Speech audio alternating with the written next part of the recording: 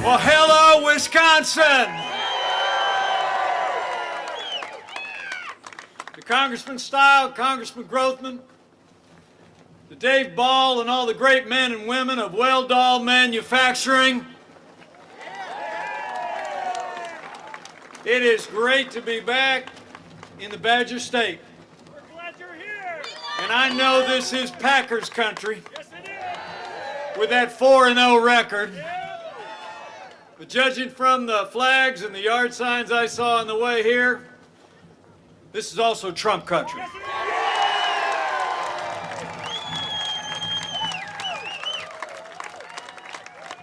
is. But I appreciate y'all coming out today. I really do.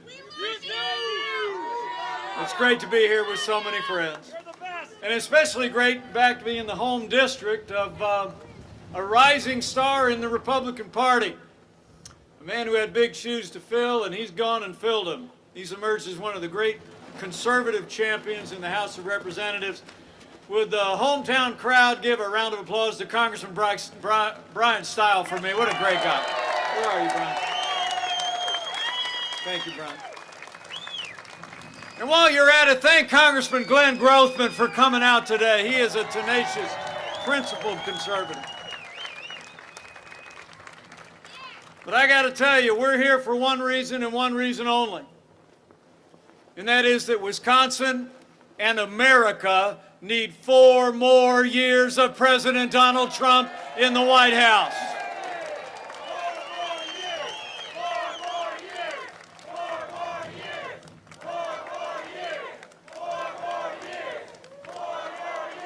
It's on, everybody. 3 weeks from today, and the road to victory goes right through Wisconsin.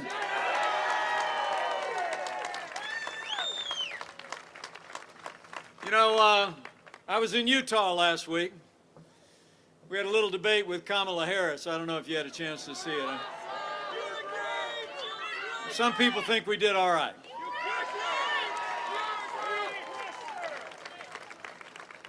But let me be honest with you. I think that wasn't just a debate between 2 candidates for vice president. I think it was a debate between 2 visions and 2 futures. And Joe Biden and Kamala Harris want a future of higher taxes, open borders, socialized medicine. They want to abolish fossil fuels. They want to use taxpayer dollars to fund abortion. They want to defund the police and pack the Supreme Court. President Trump's vision for the future, we're going to keep supporting our military. We're going to keep cutting taxes, rolling back regulation, unleashing American energy, securing our border, supporting law enforcement, life, liberty, and the Constitution of the United States.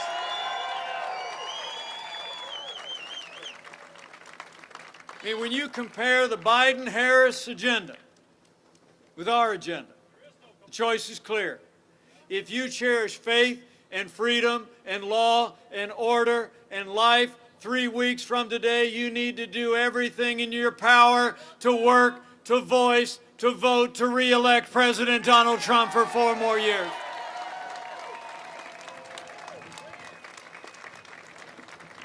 I mean, think about how far we've come. 4 years ago, we inherited a military that was hollowed out by devastating budget cuts. An economy that was struggling to break out of the slowest recovery since the Great Depression. Terrorism was on the rise around the world. And worst of all, we'd witnessed a steady assault on our most cherished values. But in 3 short years, I'm proud to report to you, we rebuilt our military. We restored the arsenal of democracy. And I couldn't be more proud to be vice president to a president who cares so deeply about the men and women of our armed forces and their families. Under President Donald Trump, we're finally giving our soldiers, sailors, airmen, Marines, and Coast Guard the resources and the support that they need to defend this nation. And you know, it's personal to me. My son's a captain in the United States Marine Corps. And my son-in-law, my unworthy son-in-law,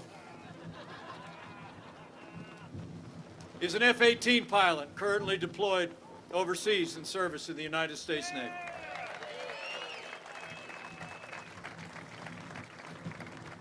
And on this 245th birthday of the United States Navy, I'm proud to tell you that we are on track to have a 350-ship Navy, and 20 of those ships are being built right here at Fincantieri Shipyard in Marinette, Wisconsin.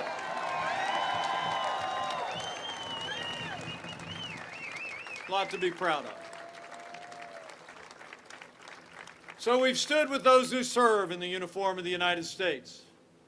And every single day, President Donald Trump has stood with all the men and women who've worn the uniform of the United States. President Donald Trump is the most pro-veterans president in my lifetime. In fact, since you all are standing, if you served in our military, would the men and women who are veterans, would you put your hand in the air and let us say thanks one more time for your service to this nation? Thank you for your service. Thank you for your service. Thank you. You know, when Joe Biden was vice president, America saw years of scandal at the VA that shocked the conscience of our nation. We literally had veterans who were perishing, waiting for services at the VA that they earned in the uniform of the United States. But under President Donald Trump, those days are over. In our first year in office, President Trump signed the most sweeping reforms of the VA in 50 years. We have fired thousands of VA employees that weren't providing the care to our veterans, and now Veterans Choice is available to every veteran in America.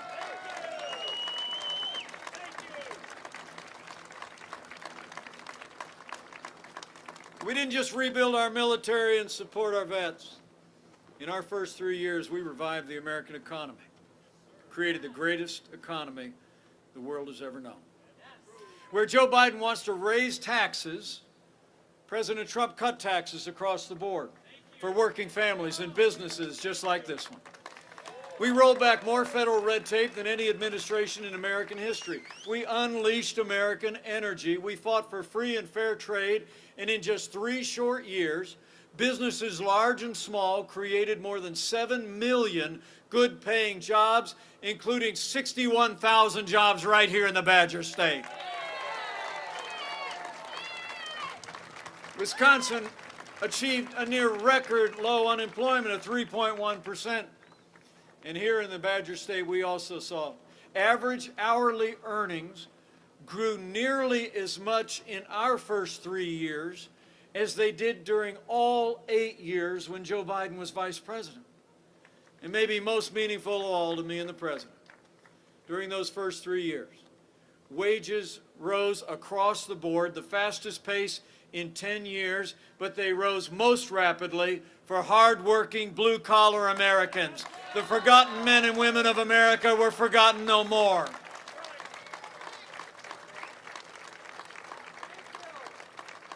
And can I just say, none of that would have been possible without the strong and principled leadership and partnership the President and I enjoyed with former Governor Scott Walker. President Trump and I know Scott Walker's leadership, past, present, and future, will make a great difference for Wisconsin and America.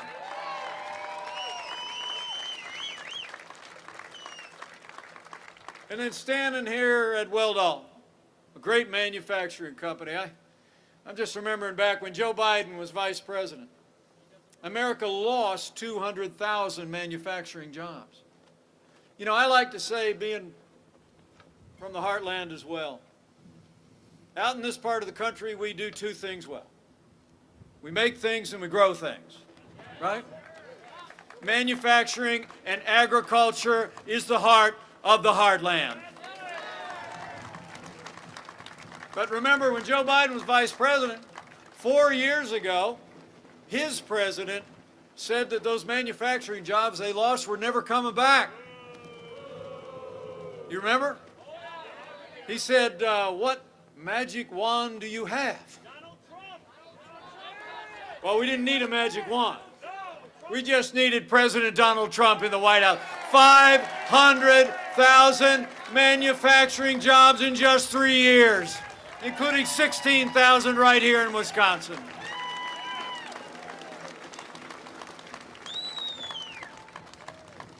And all along the way, President Donald Trump has stood for the rule of law. As we stand here today, I'm proud to report to you that we've seen confirmed more than 230 conservative judges to our federal courts at every level, and they're all men and women who will uphold the God-given liberties in our Constitution, like the freedom of religion, the freedom of speech, and the Second Amendment right to keep and bear arms. All of them.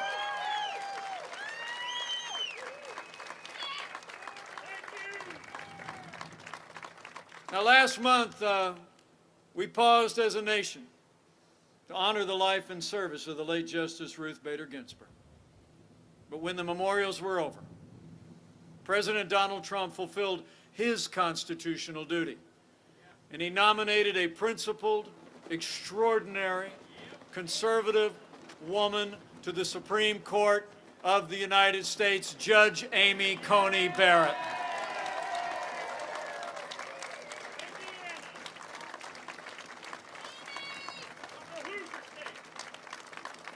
And she's from the Hoosier State. Just saying. You know, the confirmation hearings have started. I was watching a little bit on Air Force Two on the way here, and America is seeing the character, the quality, and the intellect of Judge Amy Coney Barrett shine forth. The President and I said early on, though, that Judge Barrett deserves a respectful and dignified hearing, and we're going to hold him to account. But we have reason to be concerned. You all remember when Judge Barrett was confirmed 2 years ago, the top Democrat on the Judiciary Committee actually said that Judge Barrett's Catholic faith was of concern. Senator Feinstein said, because, quote, the dogma lives loudly within you. And Hollywood elites have already begun to criticize Judge Barrett for her family and her faith. Well, I got news for the Democrats and their friends in Hollywood. That dogma lives loudly in me. That dogma lives loudly. And worship according to the dictates of our faith lives loudly in the Constitution of the United States of America.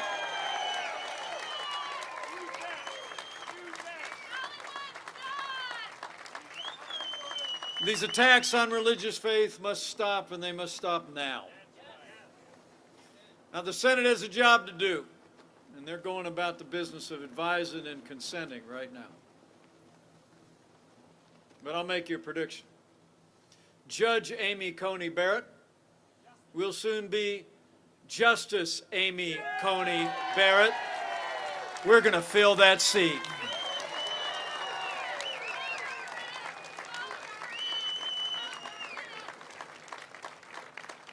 But you know, talking about the Supreme Court, people of Wisconsin deserve to know that after 150 years with 9 seats on the Supreme Court of the United States, Democrats in Washington are actually talking about packing the court. And Joe Biden is refusing to answer the question. He refused to answer the question in the presidential debate. His running mate, Kamala Harris, refused to answer the question when I posed it to her. And last Friday, Joe Biden was asked if voters deserved to know if he was going to pack the court, and he said, and I quote, "No, they don't." Well, Joe, yes, we do. When you're running for the highest office in the land, the American people deserve to know if you're going to respect the highest court in the land. I mean, you all get it. out here in the heartland, you know, we might have been born in the morning, but we weren't born yesterday morning.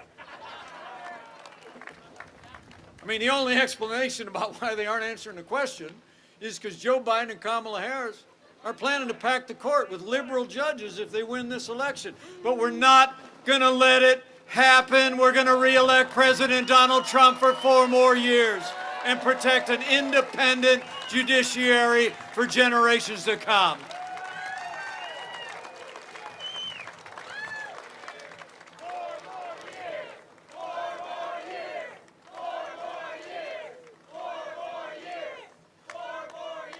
So we've stood for the rule of law and an independent judiciary, conservatives on our courts. And as Congressman Stile just said, every single day, President Donald Trump has stood with the men and women who serve on the thin blue line of law enforcement, and we always will.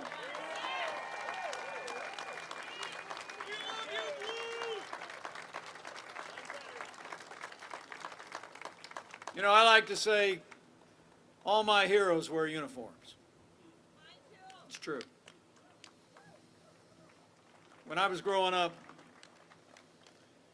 my mom and dad used to take us back home where they grew up in Chicago. We'd go to my grandparents' house, and there I'd see my uncle.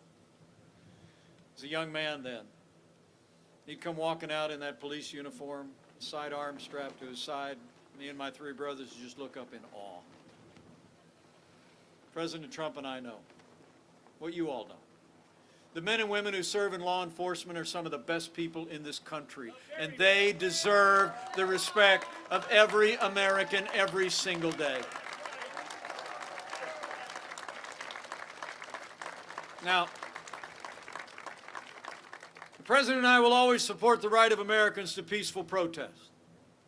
It's enshrined in the Constitution. But rioting and looting is not peaceful protest. Burning businesses is not free speech. Violence against innocent civilians, the destruction of property, or violence against law enforcement will not be tolerated, and those who do these things will be prosecuted to the fullest extent of the law. Now, for months, all Joe Biden talked about was peaceful protesters, remember? All summer long, as the American people watched businesses and communities literally burn. We saw cities in Wisconsin like Kenosha and Milwaukee beset by violence and destruction. The truth of the matter is, though, Joe Biden would double down on the policies that have led to violence in America's cities. I mean, when you withdraw support for those who protect and serve, you only embolden those who would do harm to our families and our communities. I mean, it's no surprise Milwaukee has literally seen a 110% increase in homicides this year. All while Milwaukee's Democrat mayor has called for cutting 120 police officers from his 2021 budget. Now, Joe Biden justifies it all by saying that America, in his words, is systemically racist. And he says that police have a, quote, implicit bias against minorities. When Joe Biden was asked if he'd support cutting funding to law enforcement, he replied, yes, absolutely. But let me make you a promise. Under President Donald Trump, we're not going to defund the police. Not now, not ever. We're going to back the blue every day for 4 more years.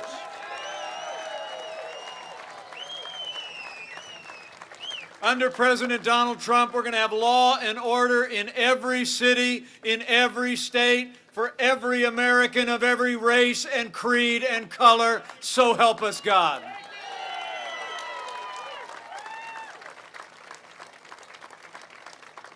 You know, the President and I know what you know. We don't have to choose between supporting law enforcement and supporting our families in the African American community or in other minority communities. I mean, the truth of the matter is, we have done both for the last 3.5 years. We've supported law enforcement. 4,000 police officers funded through the COPS program. Operation Legend surged into cities around the country.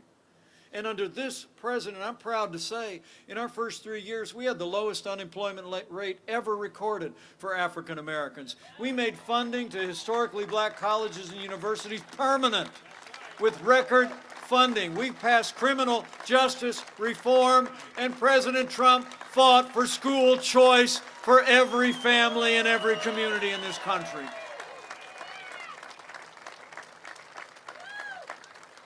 So we're going to keep doing both. We're going to keep supporting law enforcement and keep supporting our African American neighbors. So we've stood for the rule of law. We've stood for law and order for every American, of every race and creed and color. And from day one, this president has also stood for the right of every American to live, to work, and to worship according to the dictates of our conscience. People of faith had no greater champion than President Donald Trump. It's true. Under this president's leadership, we restored the conscience rights of doctors and nurses, teachers, and religious charities. And President Donald Trump ended the last administration's assault on the Little Sisters of the Poor, and the Supreme Court voted by 7-2 to make it permanent.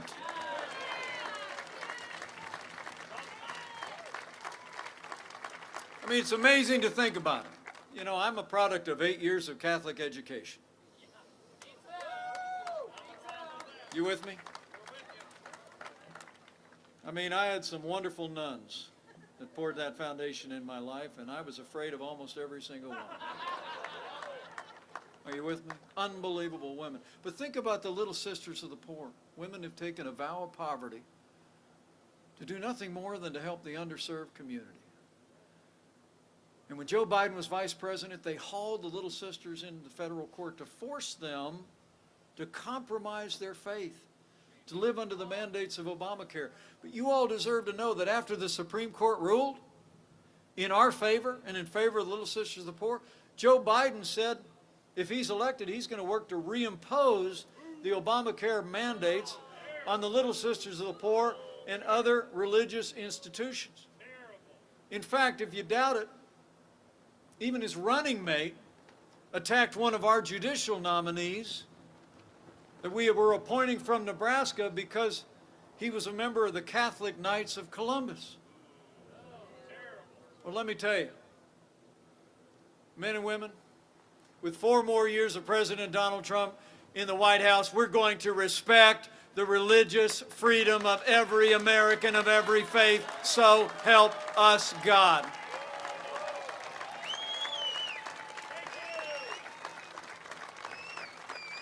And when you talk about values, beyond all that, I couldn't be more proud to be vice president to a president who stands without apology for the sanctity of human life.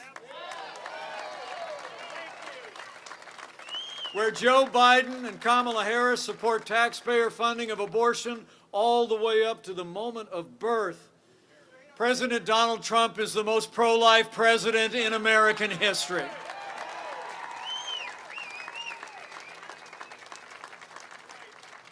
So we've rebuilt our military, revived our economy. We've stood for law and order, liberties, and life. And let me say, none of that would have been possible without the strong and consistent support of you conservative leaders from here in Wisconsin. Would you join me in thanking Senator Ron Johnson for his firm, principled leadership in the United States Senate?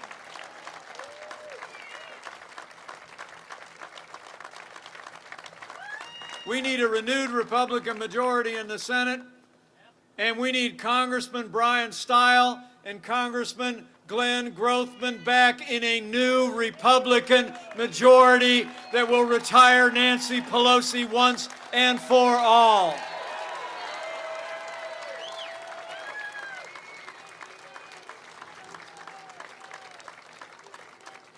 I mean, it's amazing to think about what we accomplished in our first 3 years. With a Republican House and a Republican Senate, We laid a foundation of security and prosperity. And I think there's only one way to describe it. In 3 short years, we made America great again.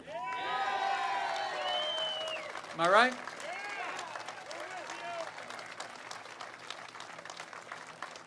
And then the coronavirus struck from China.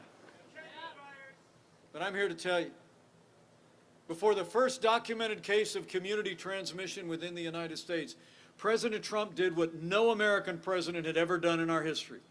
He suspended all travel from China, the second largest economy in the world. Now, Joe Biden said that was, quote, hysterical and xenophobic.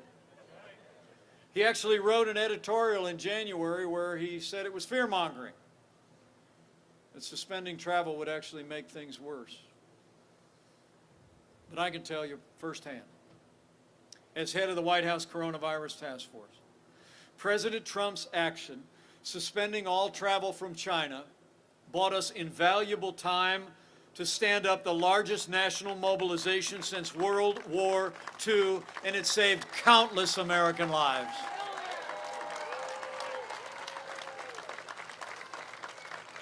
In the time that we gained, we reinvented testing. We've done more than 120 million tests so far. We saw to the manufacture and delivery of hundreds of billions of supplies, of medical supplies. We're developing medicines that are literally saving lives, and I'm proud to report we are on track to have the first safe and effective coronavirus vaccine before the end of this year. As President Trump said on the South Lawn a few days ago, through the power of American science and medicine, we will eradicate the China virus.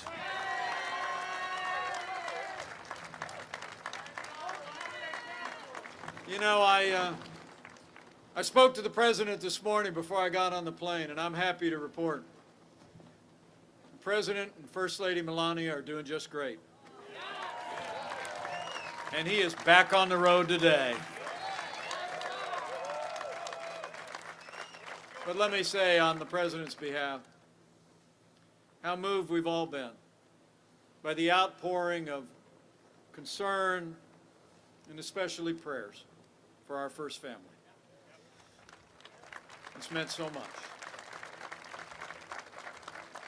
But the President and I know the outpouring of love and care and concern for them is just emblematic of the same care and concern and prayers that the American people have ushered for family and neighbors and friends and even strangers that have dealt with this coronavirus pandemic. And so can we just take a moment? We give a round of applause to the doctors, the nurses, the first responders, all those in ministry who've come alongside families struggling with loss in the midst of this pandemic. You are heroes all.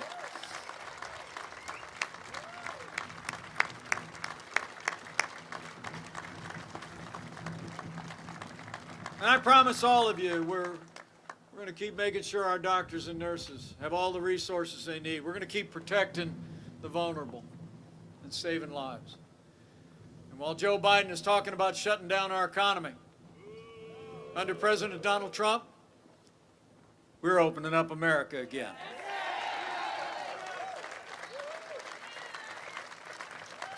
I mean, in just the last 5 months, after losing 22 million jobs at the height of this pandemic, we've already seen 11.5 million Americans go back to work, including 237,000 people right here in Wisconsin.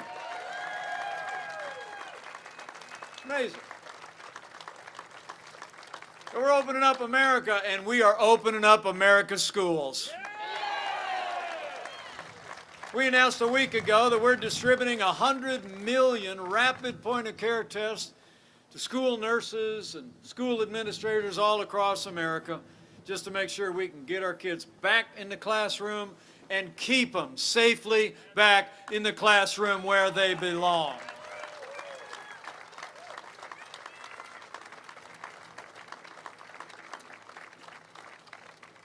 In fact, you talk about, you know, I've been married to a school teacher for 35 years.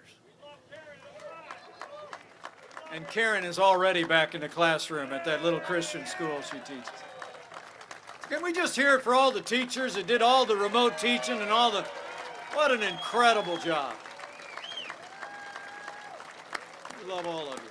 Great job. So, men and women of Wisconsin, we've gone through a time of testing. But in 3 weeks from today, we're coming to a time for choosing.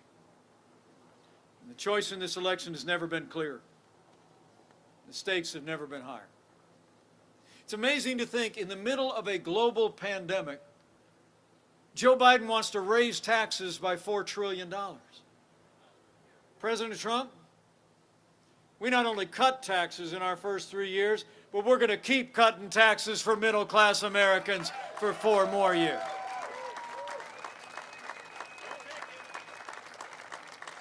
Joe Biden wants to bury our economy under an avalanche of red tape. The President had to remind him the other day that he actually supports the Green New Deal. He wants to put us back in that Paris Climate Accord. President Trump, he's cut red tape at record levels. Our air and land and water are the cleanest at any time in history, and America is a net exporter of energy for the first time in 70 years.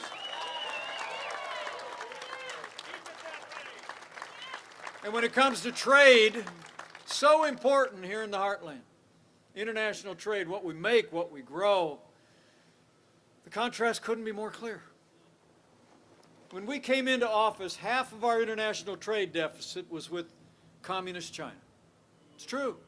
We were losing $500 billion a year to China in our trading relationship. Joe Biden's been a cheerleader for communist China all along the way. In fact, he said that the rise of China was a positive development. Maybe for China. President Trump, he put China on notice that the era of economic surrender is over. We imposed tariffs on China to demand that they open their markets to what we make and what we grow, and we're going to stand firm until China opens the door to American manufacturing and agriculture. And closer to home, I don't have to tell all of you what NAFTA meant across the heartland. It's just amazing. Back in Indiana, we literally saw entire communities shuttered in the 25 years since NAFTA was signed into law. Jobs moved south to Mexico. I mean, literally on Election Day 4 years ago, we heard of a company in Indiana that was announcing they were still moving jobs to Mexico. And Joe Biden never lifted a finger for 25 years to improve NAFTA. But thanks to the man who wrote The Art of the Deal, Wisconsin and America got a real deal. The USMCA is here today, and NAFTA is yesterday. And let me tell you, USMCA was a huge victory for Wisconsin workers and Wisconsin dairy. I mean, before the USMCA, Canada was actually imposing quotas on our great dairy industry. They had tariffs running as high as 300% on dairy products like what's called specialty milk.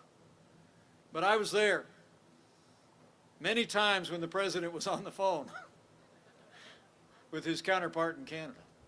I'm telling you what, he drove a hard bargain for dairy.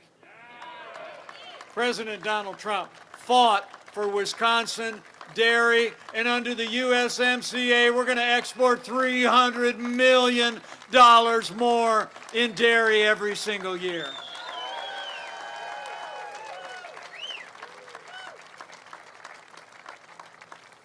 And I'm telling you, the people of this state also deserve to know that Joe Biden's running mate, Kamala Harris, was one of only 10 senators to vote against the USMCA. I brought it up last week in Utah. I mean, she said the USMCA didn't go far enough on climate change. I mean, Kamala Harris put her radical environmental agenda ahead of Wisconsin dairy and Wisconsin workers, and it's one more reason why Wisconsin needs to say no to Joe Biden and Kamala Harris and yes to 4 more years of President Donald Trump in the White House.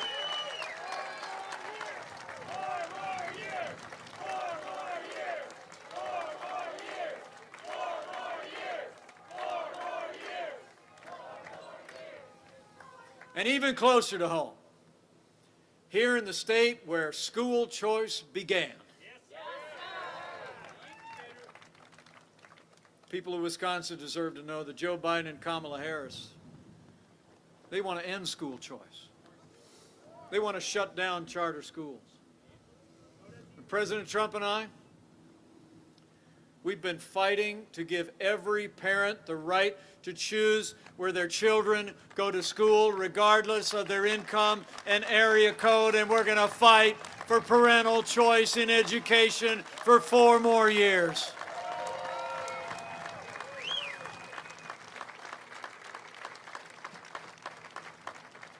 And finally, where President Trump and I have been working every day to give the American people better health care that protects pre-existing conditions and lowers the cost of health insurance without growing the size of government. Joe Biden and Kamala Harris are planning a government takeover of health care. And Kamala Harris was the original co-sponsor of Bernie Sanders' socialist Medicare for All bill. And Joe Biden's embrace of a public option in Obamacare would put us on an inevitable path to socialized medicine. But let me make you a promise. With 4 more years of President Donald Trump in the White House, we're going to give the American people the world-class health care that you deserve. We're going to protect pre-existing conditions. We're going to lower the cost of health insurance. We're going to harness the power of the free market, and America will never be a socialist country.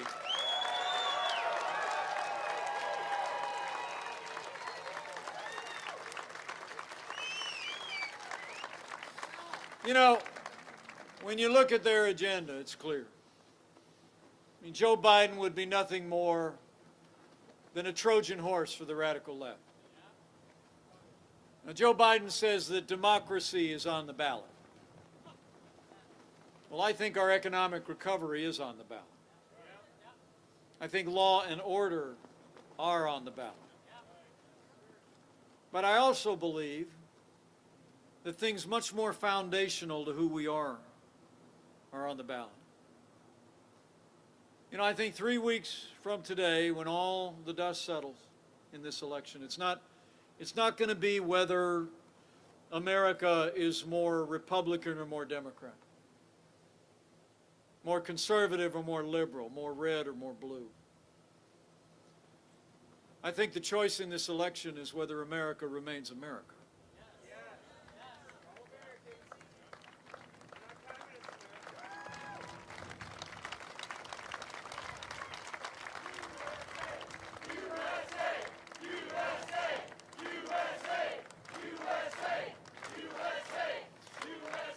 Whether we're going to chart a course for our children and our grandchildren that's grounded in our highest ideals of freedom, individual responsibility,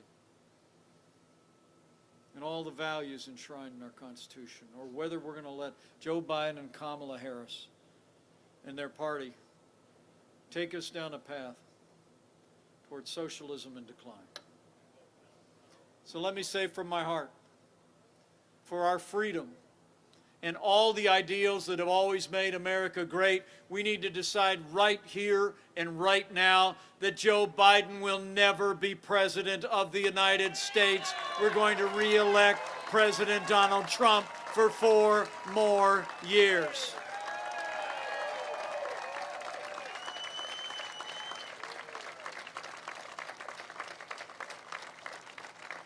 So I'm grateful you came out today. I want to give Weldall Manufacturing another round of applause, would you? Thank you for, Dave, thanks for having me out. Thank you to you and your family and your great team. It is great to be back. It truly is. But I hope you'll I hope you'll carry what I've said here today every day for the next 3 weeks. I mean, say, you know, I was over at Weldall the other day. I ran into Mike out in the parking lot. And he was telling me what 4 more years are going to mean for this country. You tell him, I said,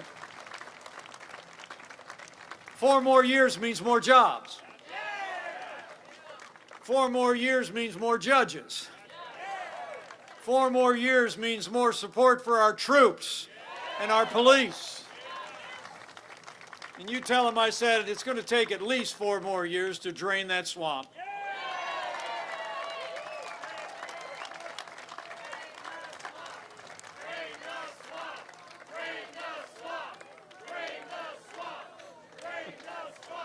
Oh, we're draining it.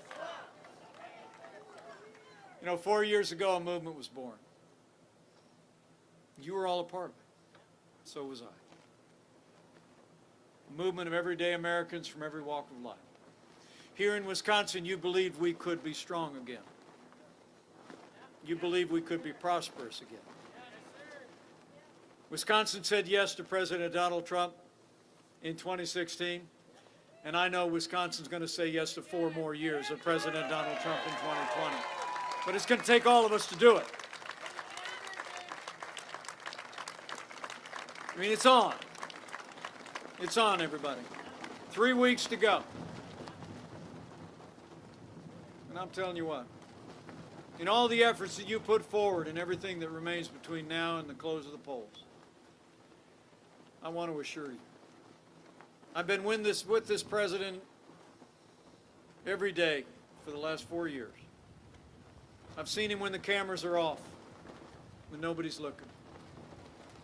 And I can tell you firsthand, my friend, our president, has never stopped fighting to keep the promises that he made to the people of Wisconsin. Now it's our turn to fight for him.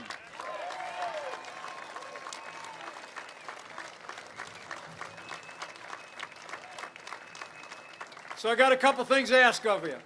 Number one, keep bringing all this enthusiasm. I got to tell you what, you people, what a great group. Man.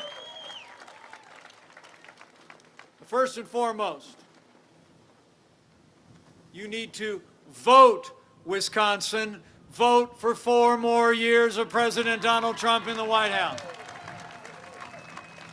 I'm told early voting starts in just a few days. And remember, friends don't let friends vote alone. Bring a family member, bring a neighbor, bring a coworker. And after you vote, I want you to tell somebody.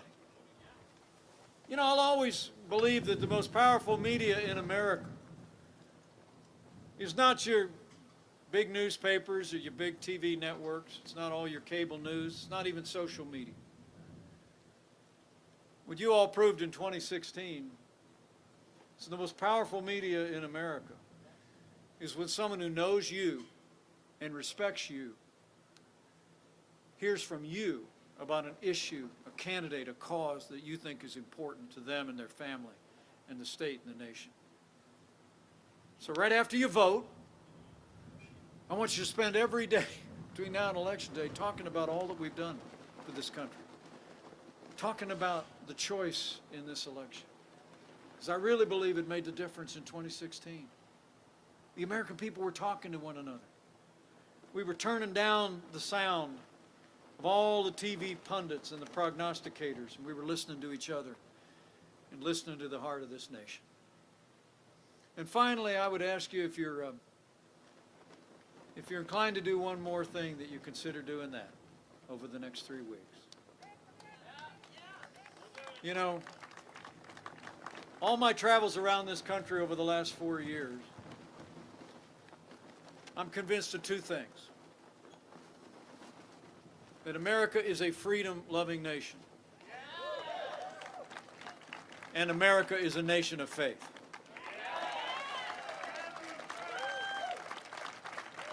I mean, the sweetest words the President and I ever hear are when people will reach out across a rope line, stop you on a street corner, or in all the letters that I receive, almost every single one, is people tell you I'm praying for you.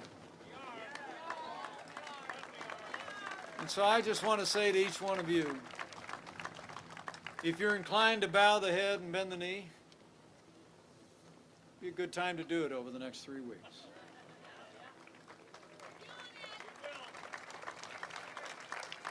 And when you pray, I want to encourage you to pray with confidence that in those ancient words that Americans have clung to in much more challenging times than we could possibly imagine, that if His people who are called by His name will humble themselves and pray and turn,